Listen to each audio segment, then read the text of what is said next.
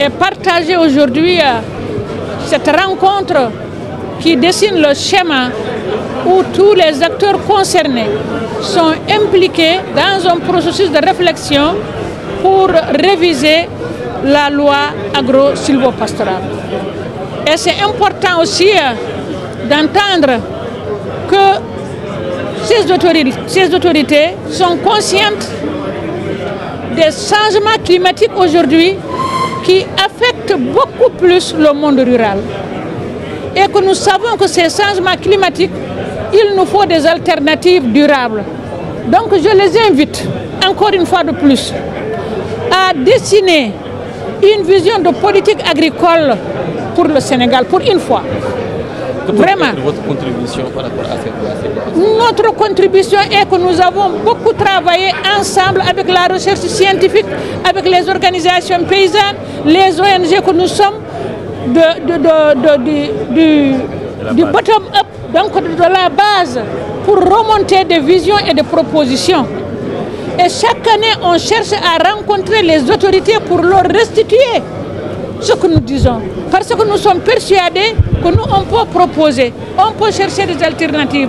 Mais c'est les politiques publiques qui doivent assumer ce portage pour qu'on puisse aller. Il est temps qu'on aille vers notre souveraineté alimentaire. Ça suffit. Et il nous faut une réforme foncière en fonction de cette vision alimentaire, de ce projet de souveraineté alimentaire qu'il porte. Et là, c'est arrivé à faire de sorte que ce foncier-là, qu'il soit disponible pour les agriculteurs qui sont en mesure aujourd'hui d'assurer cette souveraineté alimentaire et créer l'emploi. Au niveau de l'élevage, le foncier pastoral doit être sécurisé. Il ne faudrait pas aussi que chacun se lève parce que c'est le foncier pastoral, je peux découper et faire ce que j'en veux. Non, ça suffit. Il faut aussi que tout ça, que ces nouvelles autorités parviennent à intégrer. Et surtout, quand les choses ont été chaudes, j'ai vu le président actuel, le président Diomaye, à côté des victimes de l'accaparement de terre. Donc ça suffit, non? Je crois qu'ils vont prendre ça en compte.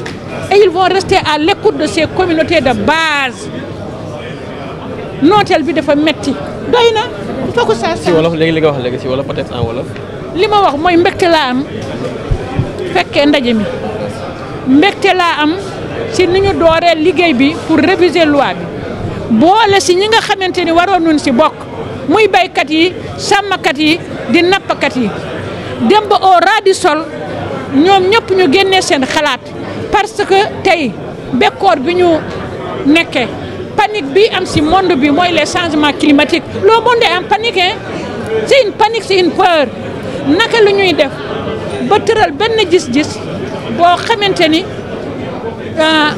luy jubbanti mbéy mi te politique agricole boo xamante ni day sukkandiku ci changement climatique yi en même temps aussi ñu def réforme foncière boo xamante ni day sóoraale gis-gis Sénégal pour que sénégalais yi ñoo war a dundal seen bopp ñoo war a béyal seen bopp ñoo war a sàmmal seen bopp lekk ci naan si mu doon nag ay activités qui créent des richesses xale yi xam nañ li ñu bëgg de xaalis li ñu bëgg te mbéy mi mën na ko joxe léegi koo waxal ñu ni xale yi bëgguñu mbéy parce que mbéy mi kenn organisé wu ko bu mu créer ay richesses il faut que sur toute la chaîne monsieur le ministre formation bi système de financement bi surtout foofu nañu décentraliser financement bi na àgg ci base bi coppati agence nangam nañ ko wàññi xaalis bi dem ci baykat yi dem ci sàmmkat yi nañ ko wàññi et les communautés sont capables avec les collectivités locales et il nous faut une décentralisation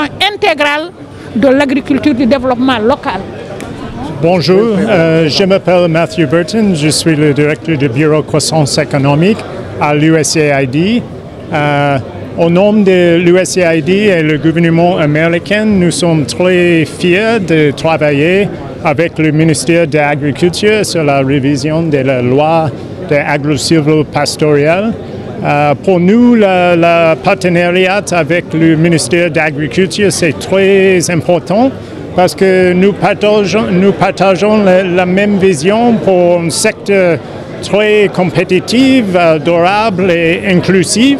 Et nous félicitons le ministre et le ministère pour l'approche, pour la révision qui est basée dans la valeur de transparence et participation.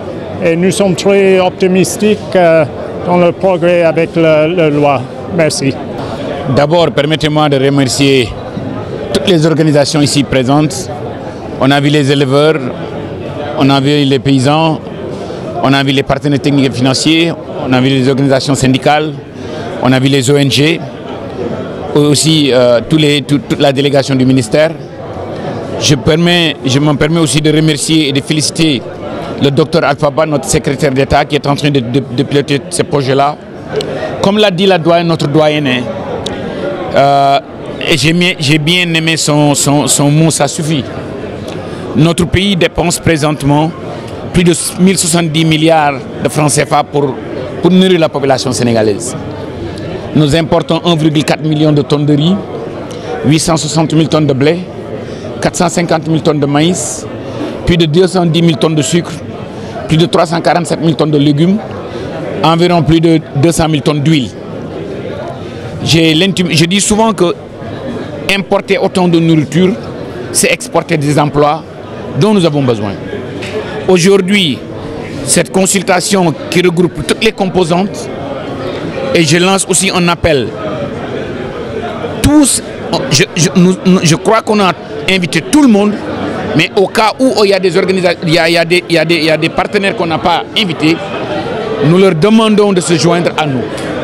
Comme l'a dit la doyenne, nous tenons à consulter toute la base, tous les acteurs dans l'objectif d'élaborer une loi qui sera une loi pour les Sénégalais et non seulement une loi de ce gouvernement-là.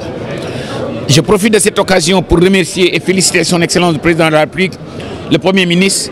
Si vous vous souvenez, lors des deux conseils, des deux conseils interministériels, l'organisation et la tenue de cette réunion-là, le Conseil supérieur pour l'orientation agro-silvopastorale était une des directives et nous sommes en train de le faire. Nous croyons fermement que l'agriculture paysanne, l'élevage extensif peut jouer un rôle extrêmement important pour nourrir les Sénégalais, mais aussi pour créer des emplois décents si à travers cette loi, nous accompagnons l'agriculture, l'élevage, la pêche, l'artisanat pour vraiment donner la contribution qu'elles doivent donner. Absolument. Et nous tenons à le faire avant la fin de l'année. Et je me réjouis aujourd'hui de la diversité des acteurs. On a vu tous les acteurs dans toute la chaîne de valeur être impliqués. Et durant les travaux préparatifs, je veux rassurer le public sénégalais que tout le monde a été impliqué. En plus de la tenue du conseil. Oui, comme je vous l'ai dit, on va tenir cette réunion-là avant la fin de l'année.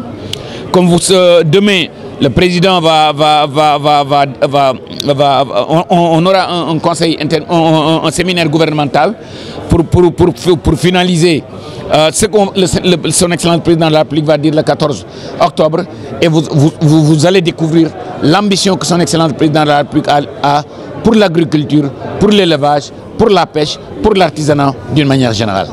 Maintenant, attendez, il a parlé de l'agriculture, on va parler de terre. Qui parle d'agriculture parle de terre. La dame l'a souligné tout à l'heure. Il y a certains des paysans qui ont perdu leur terre. La loi prévoit pas pour cette... On est en train de faire de définir une réforme foncière. Et cette réforme foncière va au-delà des terres seulement. La doyenne a dit qu'il faudrait la réforme, mais dans le sens aussi d'avoir une transition agroécologique. Donc, et vous allez voir que sur les nouvelles orientations, on parlera de réforme foncière, on parlera de formation, on parlera de formalisation, on parlera de production, on parlera de transformation et on parlera de l'accompagnement du paysan, de l'éleveur, de l'artisan dans toute la chaîne de valeur. En tout cas, nous sommes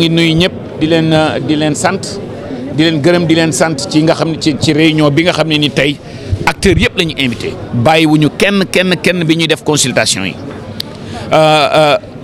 réunion bi nag son excellence président de la république ak premier ministre bi ñooñu ko santoon bi ñuy def les premiers conseils interministériels ci agriculture bi ak ci élevage bi tax na réforme foncière bi bëgg nañ ci liggéey ensemble avec tous les acteurs transition agroécologique bi aussi bëgg nañ ci liggéey ndax changement climatique yi dafa impact baykat yi bu baax a baax tey jii pour dundal Sénégal yi suñu dëkk mi ngi importer 1070 milliards de francs CFA chaque année ñoo ngi importer 1,4 tonnes 1,4 million de tonnes ci ceeb 860 000 tonnes ci blé 450 000 tonnes ci maïs ci mboq ñoo ngi importer 347 000 tonnes ci fruits ak lujum ñoo ngi importer plus de 200 000 tonnes ci dëwlin plus de 210 000 tonnes ci sucre loolu moo lay wan ne acteurs yëpp suñu lëkkaloo changer loi bi niñ ko war a changer liggéeyandoo ensemble njortu nañ ne 1 milliard yooyu nga xam ne nii yu takk yooyu nga xam ne nii moom la ñuy dépenser pour nourrir les Sénégalais dina créer dina dundal non seulement Sénégalais yi mais aussi dina créer ay emplois pour la jeunesse te loolu moo tax réunion tey bi am. waaw loolu tamit su ngeen fàttali ko ci directive yi nga xam ne son excellence président de la République joxe woon na ko loolu moo tax avant la fin de l'année réunion boobu danañ ko organiser te préparatifs yi avancé na bu baax a baax en tout cas maa ngi leen di remercier yéen ñëpp di leen gërëm di leen sant te